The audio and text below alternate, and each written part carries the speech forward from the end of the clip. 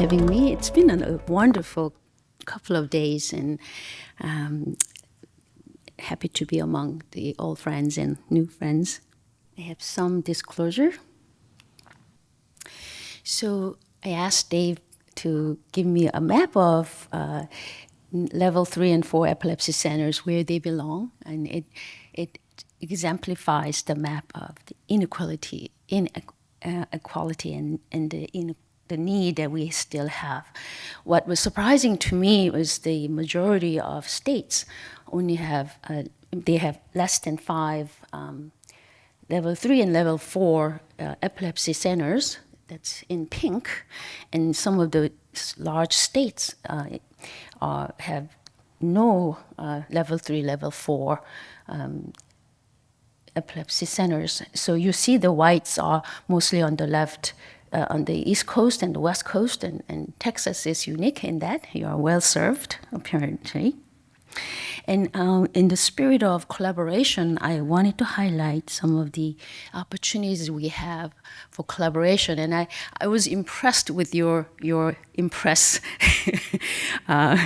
innovative mind and focusing on pediatric research in epilepsy surgery. Wanted to introduce you, if you probably know about this already, but the Pediatric Research Consortium and Pediatric Research Foundation. And because the PERF had such an interesting beginning, I want to share how it all started. We talked about the need for financial support. Money talks, right? And this is how it all got started.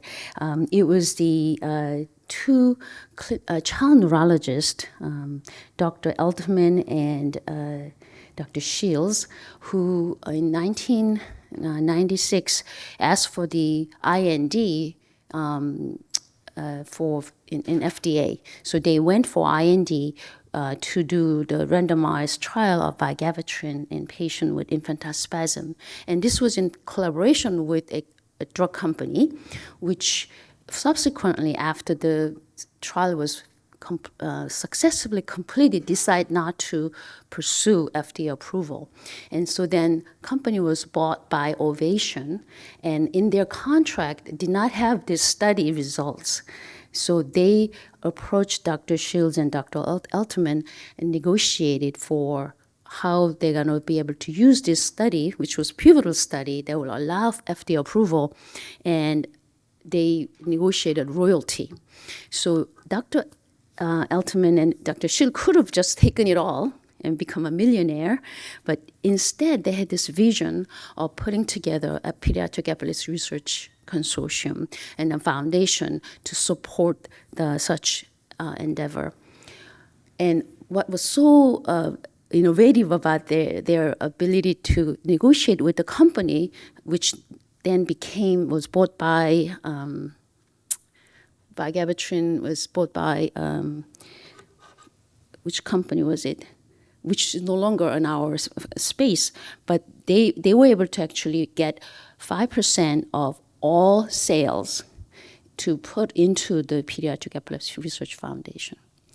And we thought that vigabatrin is going to not be used anymore once it became generic, and that's not the case. And you know the difficulty we had with vigabatrin, having to go through the specialty pharmacy and the RAM program, and it was such a struggle. But even then, we get a handsome amount of money every year, beyond our expectation, and you can be reassured that PERF is here to stay. And I'm kind of representing PERF, being part of the advisory board. And it's been an amazing journey. And so the PERF was started in 2004, and they started support research. It's mostly for consortium build. So that was the whole idea, is that we need to come together to improve the care of children with not just epilepsy, but all neurological disorder.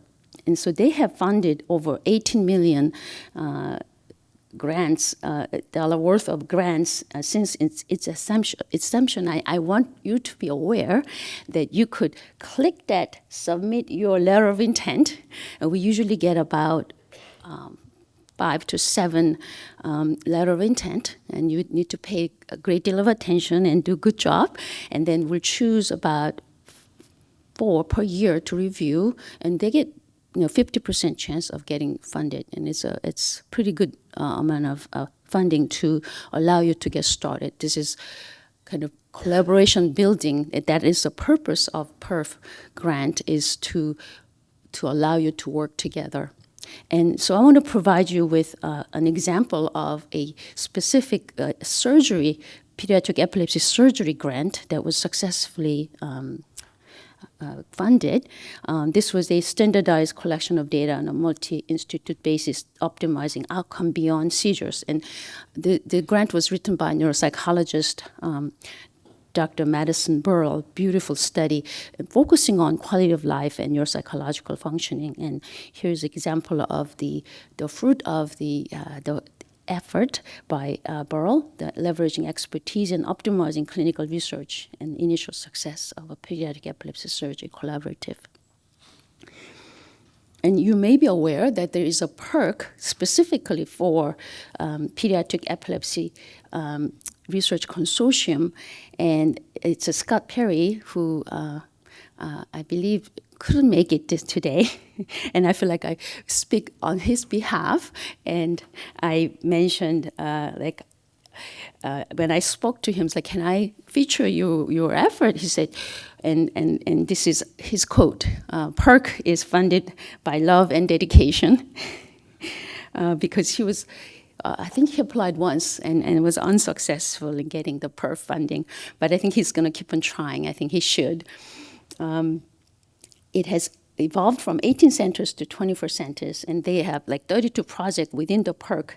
And what was amazing is that this involvement of nearly 3,100 patients to date enrolled, and it started with an initial 24 centers, and the PERC surgery database project has already been going on for 6 years, and what's amazing is that he put together 112 common data points, and it's for everybody, prospectively, all patients aged 0 to 18 years referred for epilepsy surgery evaluation. So when you are referred, they get enrolled, and he's been ambitious, and I just want you to know that he's been quite successful, and in a way, it's still extending. And if you just go back on the map, it almost mirrors what our initial map of level 3, level 4 epilepsy surgical center. But by collaboration, I think you can, even if you have your small centers, you can become involved in PERC research and become part of this epilepsy surgery consortium. I will note, I think most of the members are actually pediatric neurologists and pediatric epileptologists, and I'm not aware surgeons being involved. I think maybe surgeons should also be part of this consortium, or and to make it more meaningful going forward. And these are the publications he shared with me, and it's a growing list of publications. And Scott has been very interested in looking at children who undergo surgery younger than 3 years of age, and how it's utilized, or who are they, and what the outcomes are. So I'm presenting this map again to think about not as a map of inequality, but as an opportunity for us to be able to work together, even if you do not have those epilepsy centers. That's only like, for example, I am very aware of having what it takes to become level 4 epilepsy center, because we are level 3 right now. And in fact, what it is that you will need to improve the care of the patient with epilepsy in order to qualify to be level 4 epilepsy centers. And I think together we can actually grow together. And even before then, you can always collaborate, become part of the Pediatric Epilepsy Research Consortium, and learn together to improve care of the patient with epilepsy. So I'd like to save some time for you to move on. Thank you.